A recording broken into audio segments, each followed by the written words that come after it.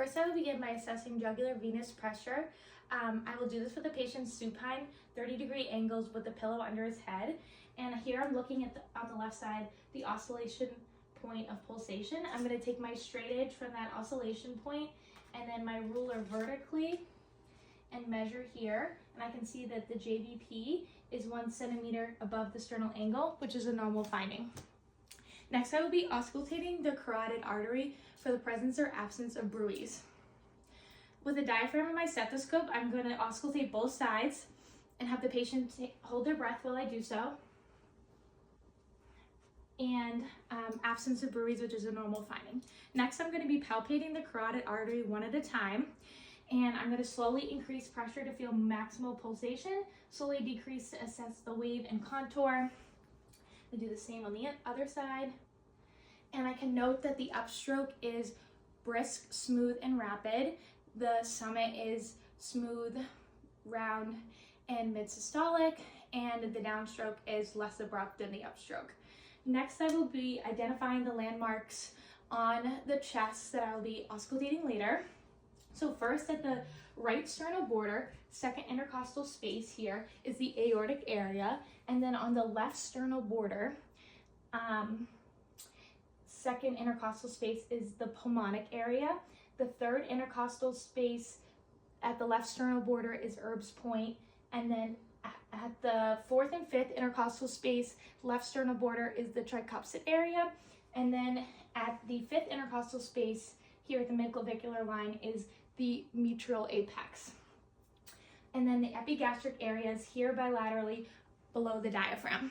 Next, I will be palpating for heaves and lifts with my palm and hands flat against the body, going along the left sternal border to the apex. No heaves or lifts noted. Next, I will be palpating for thrills with the ball of my hand down the left sternal border, firmly along the apex. No thrills noted. Next, I will be identifying the apical impulse with the patient on their left side. So turn on your left side. And now the patient's in the left lateral decubitus position, and I'm going to palpate and identify the apical impulse and note its location, diameter, duration, amplitude, and rate and rhythm. So here I'm feeling for the I'm feeling for the apical impulse here, and I'm noting that the location is at the midclavicular line, fifth intercostal space, and from my palpation, the duration is brief, the amplitude is normal, the diameter is 2 centimeters, which is normal, and the rate and rhythm is 60 to 100 beats per minute, which is normal.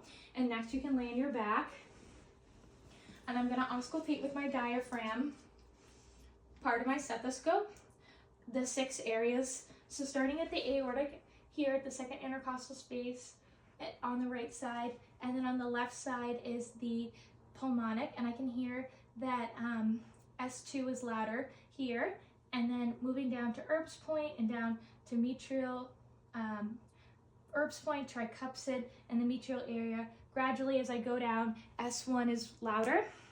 Next, I will be auscultating with the bell of my stethoscope and doing those same areas, the aortic, the pulmonic, Erb's point, tricuspid at the fourth and fifth, and then the mitral apex at the fifth intercostal space. And I heard S1, S2, no extra heart sounds were heard, so no murmurs,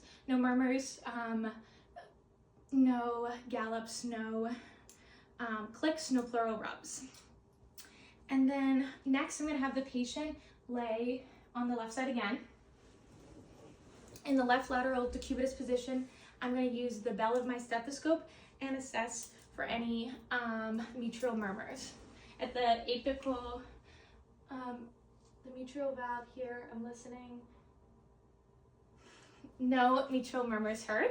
And then I'm going to have you sit up all the way, lean forward, take a deep exhale, and with the diaphragm of my stethoscope, I'm going to be assessing for any aortic murmurs. No aortic murmurs heard. And done.